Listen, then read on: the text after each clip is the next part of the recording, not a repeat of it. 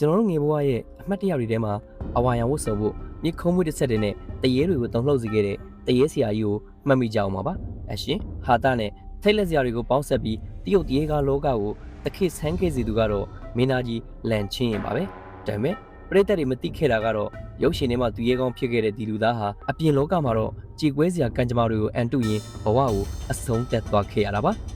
လန်ချင်းရင်ကို1952ခုနှစ်မှာမွေးဖွားခဲ့ပြီးတော့မွေးချင်း6ယောက်ထဲမှာတတိယမြောက်ပါမိသားစုကအလွန်ဆင်းရဲလို့မူလတန်းအစ်စ်မှတင်ကြောင်းထွက်ခဲ့ရပါတယ်ဒါပေမဲ့သူကအရှုံးမပေးဘဲနဲ့ပေကျင်းအော်ပရာသင်တန်းကျောင်းမှာကွန်ဖူးနဲ့ဂျုံးမားပညာတွေကို9နှစ်တိုင်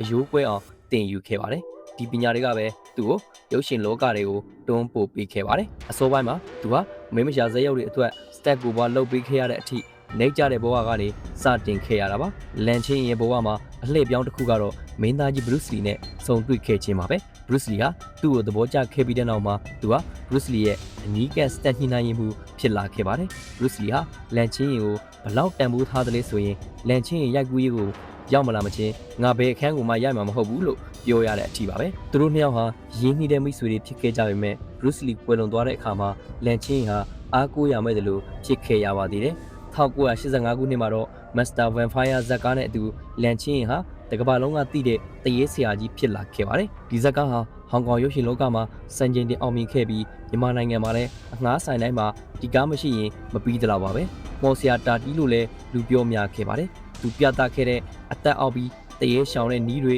မော်အင်းစာရွက်တွေနဲ့တရေနှိမ်နှင်းပုံတွေဟာဒီနေ့အထိလူပြောများနေစေပါသူဟာဒီဇက်ရုပ်အတွက်အကောင်းဆုံးတရုပ်ဆောင်စုတွေကိုလည်းစုခုနိုင်ခဲ့ပါတယ်သူ့ရဲ့အိမ်တော်ကြီးကတော့ကံမကောင်းခဲ့ရှာပါဘူးဇနီးဖြစ်သူနဲ့ကွာရှင်းပြီးတဲ့နောက်မှာသားသမီး2ယောက်ကို single father အဖြစ်တယောက်တည်းပြုစုပြိုးထောင်ခဲ့ရပါတယ်1995ခုနှစ်မှာတော့မင်းသမီးကင်နန်ယူအန်နဲ့ချစ်ကြိုက်ခဲ့ပြီးတော့ဘဝတည်တစ်ခုထူထောင်ဖို့ကြိုးစားခဲ့ပါသေးတယ်ဒါပေမဲ့ကံကြမ္မာကရက်ဆက်လွန်ပါတယ်သူတို့2ယောက်လက်ထပ်ဖို့ပြင်ဆင်နေချိန်မှာပဲလန်ချင်းဟာသူ့မှာအသေးကင်ဆာနောက်ဆုံးအဆင့်ဖြစ်နေတာကိုသိလိုက်ရပါတယ်